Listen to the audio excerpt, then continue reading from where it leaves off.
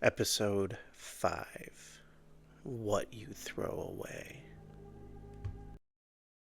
Alright, greetings and welcome back, old listeners and new alike. You may call me Jessi, and I'm here to share the tales of powers and creatures born in the dark recesses of your mind, nightmares made flesh, encounters that everyday people have. So sit back, put your feet up, and listen as we dive into this newest tale. From a forum post for Ghost Stories, username Trash Monies. My name is Kevin Wilson. Most people call me Kev and have for as long as I can remember. Before I get into everything, I want you to know this happened. It's real, okay? I'm a garbage man. Not the most respected profession, but the pay is alright. Well, it is now. It didn't used to be, but since the strikes, we've got us a new title and better pay. Sanitation Engineer. Never really cared about the titles, you know? It was about the lack of respect. Damn near break my back every day hauling other people's trash just to be looked down on? Hell no. Sorry, I go off sometimes. Anyways, I'm a garbage man. I ride on the back of the truck, grab your trash, and haul it into the compactor.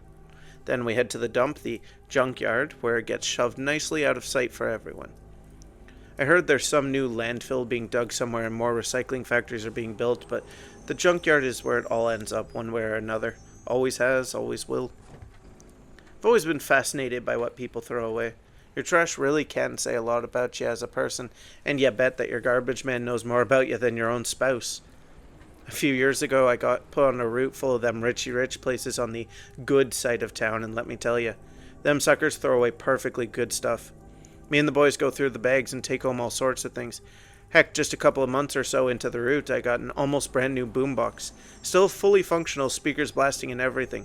The handle was lightly cracked, so they tossed it. One man's trash, right? We all do it because it ain't stealing. Most of the time we're allowed to go through the junkyard too, though most of us just do that rarely. See, the garbage gets compacted long before it gets to the dump, so if there was anything good in there, it's usually crushed. Every so often something will sort of cover something else and prevent it from being flattened, so it is worth it once in a while. At least that's how I see it. Not Nicholas, though. Nicholas Laird. There was a scavenger if you ever saw one. He was always looking for the next find, you know? Didn't matter what route he was on, richy rich or dirt poor, he was always certain that every day he'd find something. Honestly, he was always reminding me of those folks who spent their entire paychecks on lottery tickets. But you know what? He was right, more often than not. I don't know how he did it. He'd go through the trash that the rest of us had already sorted and find something he could use to reuse or sell. For a long time, me and the other boys just thought he was faking it, you know? Like he'd palm something in there or say something was useful when it wasn't. We had no idea why he'd do that, but there was no way all of us would miss so much. Some of them boys had been on the job for longer than he'd even been alive. But then one day, he was on my route, my driver. He got out at every street, searched all the bins and most of the bags. I got so mad at him that day that I was tempted to throw him in the compactor. See, it's bad form for the driver to do that. Help the rider when needed, of course. Search the occasional bag if we're ahead of schedule, go right ahead. But stop at every single bloody house? Now, that was some bullshit that I was not going to tolerate. Halfway through, I swapped with him, took over driving. We hadn't gotten 2 houses down when he found a jewelry set. Something I'd seen the box it came in when we'd pulled up, but he'd nailed down the specific type and brand. I don't know much about jewelry other than the missus loves it. So when he pulled out that box and showed me rattling off some big brand name, I immediately wanted it. Any one of those pieces would make my girl happy for months. I could go out for beer with the boys on game nights and not spend the night in the doghouse if I brought back something like that. I didn't know what to say, so I just kind of sat there dumbfounded. He'd actually found something, not palmed it, not faked. I'd seen it before he did.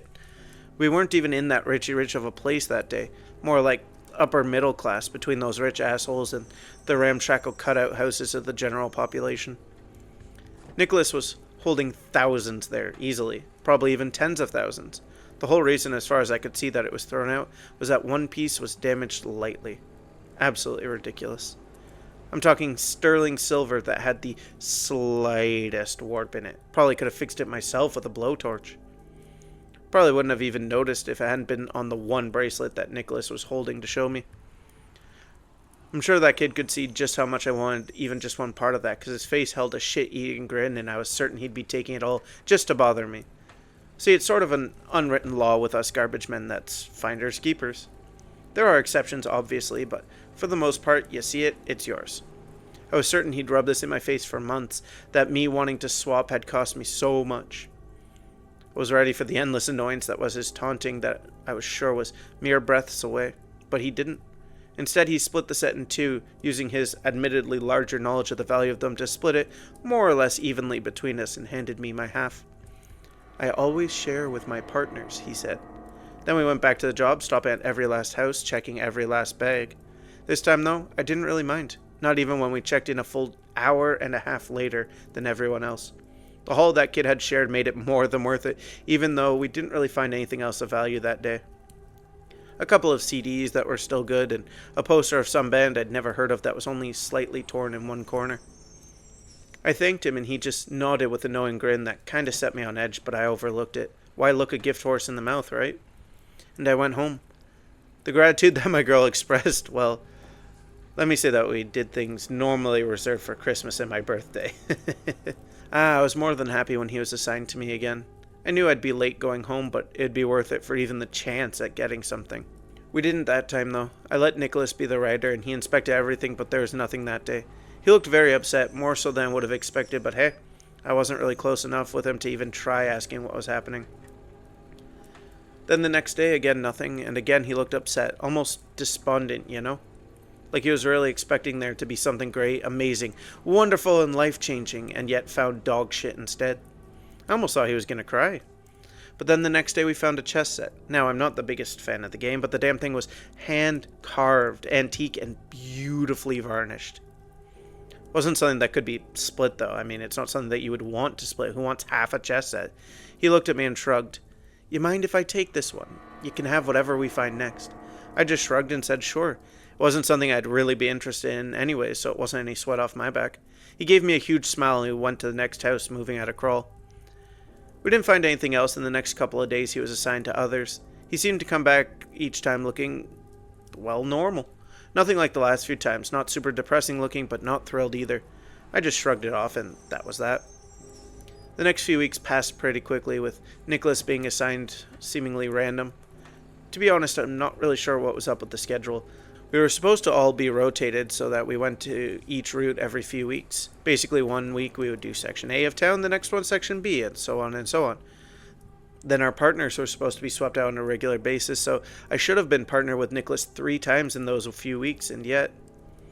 Anyways, then the end of the month came, and a couple of things happened pretty much at the same time. One, I did my monthly trip to the junkyard to scavenge a bit. I always figured once a month was the best way to do it, there being enough time between visits for the hope of something of value or use would be there. 2, Jackson, one of us who'd been on the job for a good decade or so, had vanished. He hadn't shown up for a few shifts, and on that day the police came to talk to everyone. I found out his wife had put out a missing persons. And 3, Nicholas had found his best haul yet. He'd always spent an ungodly amount of time in the junkyard, so it was no real surprise that he was there that day. He had come out from behind a pile of trash just as the police arrived, announcing his find. An antique chair, one that apparently sat in some palace in Europe a century or two ago. No idea how he recognized it, but he called an appraiser when the cops left, and you know what that guy said? He appraised it for $300,000. $300,000 for a chair! Can you imagine? It's an insane number to even think about. Could buy a decent bungalow for that. Hell, just remembering it makes me want to drool. And without hesitation, Nicholas picked up the chair, brought it over to me, and lightly placed it in front of me. I looked at him confused. Was he giving this to me? Bragging? Wanting me to sit on it? You get the next one, remember? Truth be told, I'd forgotten that. And even if I hadn't, I wasn't about to enforce it. He'd gotten a chess set. And it was a nice set, don't get me wrong, but not $300,000 nice. I tried to protest even, tried to push the chair to him, but he just smiled that knowing grin and told me it was fine, that he was more than happy to uphold his bargain. I told him I'd sell it and we could split the cross. $150,000 was still plenty in my pocket. He just laughed and declined, telling me that fair was fair. Then he walked off heading home, leaving me with a chair worth over $250,000. Even now that shakes me. He earned a hell of a lot of respect that day. Some of the guys had seen the whole thing and we all agreed that walking away from that much money just for some deal you made over a garbage find, that kid was alright in our books. From that point, none of us bothered him. It's not like we hazed him or anything before, but we'd all been vocal about how annoying his habits were and had, on occasion, avoided working with him if possible. But after that day, Hell no, that kid had earned his way, and as far as the bulk of us were concerned, he was as much a part of our little work family as Jackson had been. Some of the ones who hadn't been there that day had tried to continue dogging on him, but we all shut them down fast. As for me, I did sell the chair and got $275 for it. You never get as much as it's appraised for, and to be honest, it was a bit more than I expected. Paid off my house with that and had enough for a vacation with my wife after. I booked some time off. I had a good 20 or so vacation days saved, and we went on a cruise, touring the coast, stopping in Florida for a few days, then Mexico and Venezuela. Came back a couple of weeks later and used the last few days just to recover at home. Traveling's for the young, you know. When I went back to work, I'd been gone almost a month and a lot had happened. Eric, the one who'd actually trained me, had also gone missing, along with his dog, who had always sat with him in the driver's seat. A couple of days later, Nicholas had found some necklace, priced damn near $100,000. Then the police had done a sweep of the junkyard using their sniffer dogs, looking for Eric as well as drugs. Apparently at his house they'd found equipment that could be used to manufacture some off-brand versions of popular drugs, and they suspected he might be using the garbage routes to offload them. We had gotten shut down for almost 2 weeks until the city stepped in. People were complaining about their trash not getting picked up. Nice thing about working in a city where people who have money, when they talk, people listen.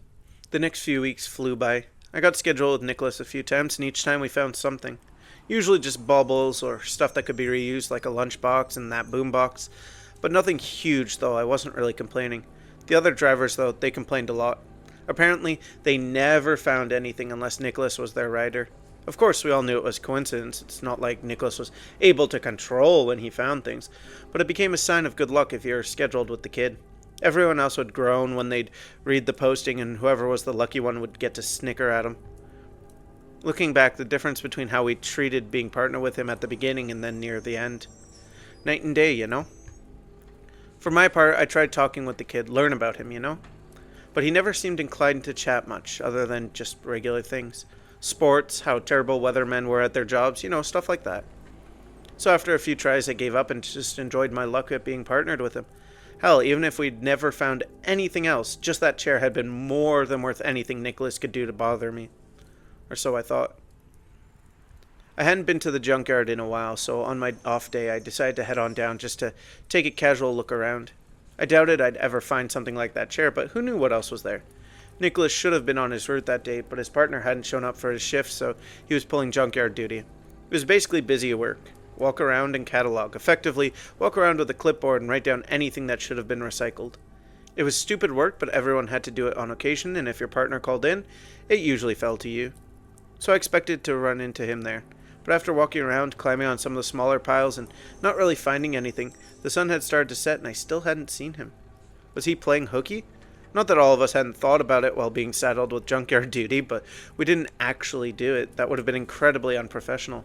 So I had a choice. Go turn him in, get him in shit for not doing his job, or go find him and convince him to, do his job. After everything, I figured it was the least I could do to not report him, so I decided to take one more trip around the junkyard, just in case he was hiding in a corner somewhere. I think about that choice sometimes. If I hadn't tried to be the good guy, if I hadn't looked for him, if I hadn't turned that one last corner. I turned that corner, and well, this is where I know people would think I'm crazy. Where you'll think I'm crazy.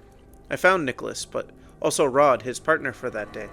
Rod was hogtied, his mouth gagged, and he was lying on the ground while Nicholas was standing over him with some book in his hands, muttering something.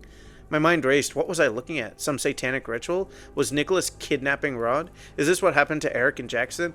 My mind was leaping from conclusion to conclusion, unsure of just what was going on. It felt unreal, like the type of scene you'd see in some show or movie.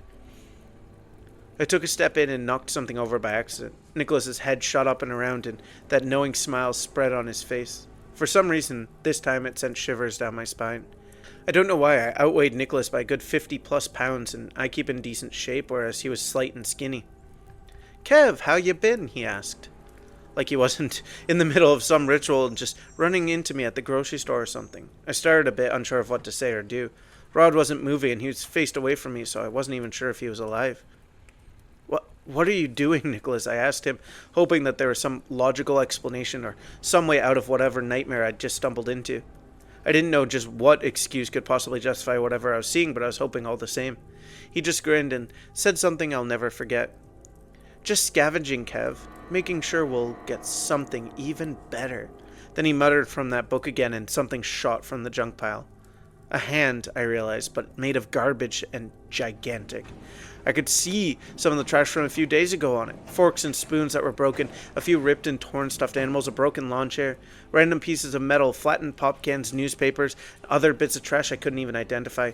It shot out and grabbed Rod and squeezed and squeezed. It literally squeezed the life out of him, and his back snapped and blood seeped through that thing's fingers before being pulled into the pile. It all happened in less than a few seconds. I couldn't even react. Tisk, not worth that much. Oh well, we'll probably get 100 grand or so from him. You mind if I take this one? He asked, as casual as can be. Again, like he was bumping into me at the side of the road or just chatting to me on our route. Anger exploded in me as I realized this must have been how he was always finding things. I don't know if it was magic or some kind of crazy fever dream, but suddenly I knew all those missing workers were gone because Nicholas had sacrificed them to that thing and he'd been given a find in return. Had Jackson's life been traded for that chair? Had I been vacationing with blood money? Nicholas laughed lightly, a casual chuckle I'd heard from him so many times. He muttered something else and the whole pile moved. Now, I'm not a violent man. I don't get angry very often and I never react physically. But when he turned his back on me to address that shifting pile, I got pissed. No, that's not right. I was already pissed. It's more like my anger transcended to a new level and I couldn't hold it back. I want to say that what I did was out of defense, that he threatened me or wanted to sacrifice me to his garbage god or whatever, but no. I was simply enraged beyond reason, and I ran at him. He turned just as I reached him, and I punched him square in that grinning jaw. He stumbled and fell, dropping his weird book, landing on the squirming junk mountain for the first time. His face paled with fear, and he struggled to stand, but it grabbed him. Looking back on it, I think the book gave him some sort of protection from the thing. Even as it grabbed him, he kept trying to reach for it while I stood there, panting and shaking. It wasn't fingers like before, but bits of trash, moving like they had minds of their own. Hoses that snaked up and around him, antennas that snapped over him like safety bars, even black trash bags that slowly covered him until I could no longer tell what was garbage and what was Nicholas Laird. His book was on the ground, and I whipped it into the pile, which gladly ate it. Then everything stopped moving, and I was alone, surrounded by piles of trash. The silence that rang out then, it was deafening. I quit on the spot. I was scared, yes, but I also knew no one would believe me, so I didn't bother telling anyone. I told my wife that I was certain to come into some money, so I just worked part-time somewhere until then. And wouldn't you know it, come garbage day, just down the street, I found a book written in some ancient-looking language, took it to a pawn shop, and who called in just some expert, and they offered me $600,000 on the spot, as long as I told no one about it. It's not the kind of money I can walk away from, not even as blood money. So I took it. My wife and I sold the house and moved to her hometown, Miramichi, New Brunswick. She was thrilled, of course, and I didn't tell her that I just wanted to be as far from the junkyard as possible. After all, I was starting to see just how much people were worth, and how much I could make on my monthly junkyard trips, so long as I took a guest. I find myself more creeped out by these tales that have a very human component. This Nicholas Laird sacrificing people for profit is as inhuman as it gets, but it's also a very strangely human way of thinking, and that scares me. Gods of every kind have existed in every culture, probably since the beginning of time. They're not always called gods, but they always share a similar role. I suppose it's not unreasonable to assume that there would be some type of newer gods, or ones that have to do with computers or cars or junkyards. Thank you all once more, Dark Wanderers and not. Welcome to the True Believers, new and old, and a tentative welcome to those who still err on the side of reason and logic. Please stay and listen to a few more, and next time, let's all cross the veil together.